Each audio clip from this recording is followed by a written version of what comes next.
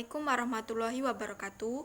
Perkenalkan, nama saya Nurul Istiqomah, NIM T 2018-3097 dari Prodi Manajemen Pendidikan Islam kelas C3.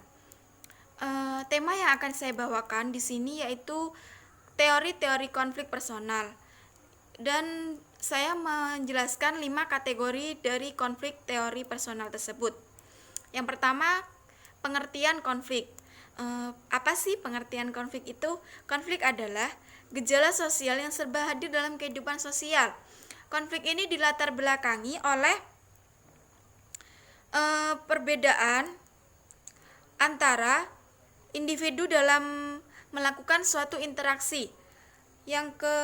Selanjutnya yaitu sedangkan konflik personal adalah konflik yang terjadi antara individu dengan individu lainnya karena disebabkan dengan adanya masalah, yaitu contohnya tidak saling bertegur sapa.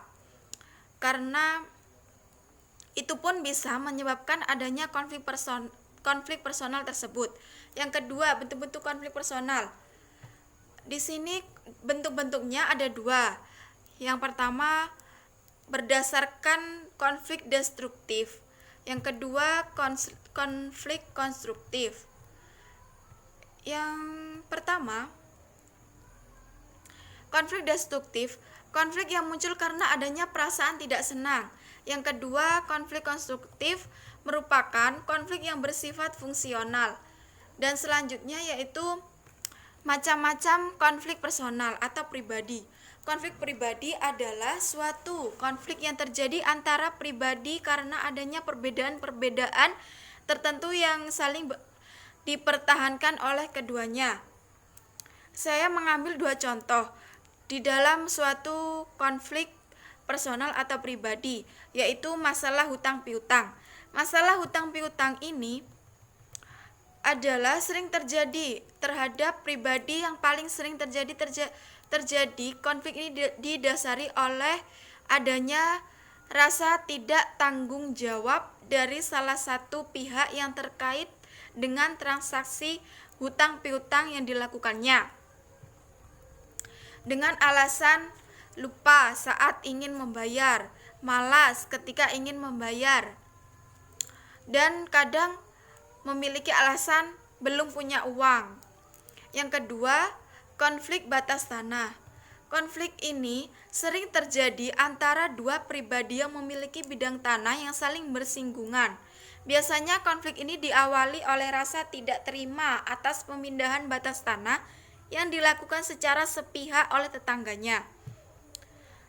Yang selanjutnya yaitu dampak dari adanya konflik individu dengan masyarakat. Di sini ada 2 dampak, yaitu dampak positif dan dampak negatif. Dampak positif yaitu akan bertambahnya solidaritas antara individu dengan individu lainnya, kelompok dengan kelompok lainnya.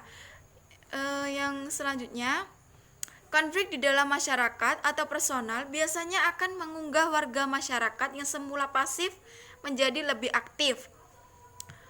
Kemudian dampak negatif dari adanya konflik bisa menyebabkan saling hancurnya kesatuan kelompok, adanya perubahan kepribadian individu.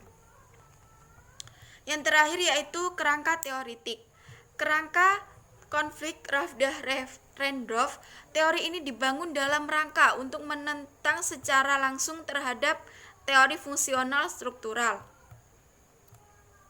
Menurut Pierre van de Beek, mengemukakan 4 fungsi dari konflik tersebut, yaitu yang pertama, sebagai alat untuk memelihara solidaritas, membantu menciptakan ikatan aliansi dengan kelompok lain. Yang ketiga, mengaktifkan peranan individu yang semula terisolasi. Yang keempat, fungsi komunikasi.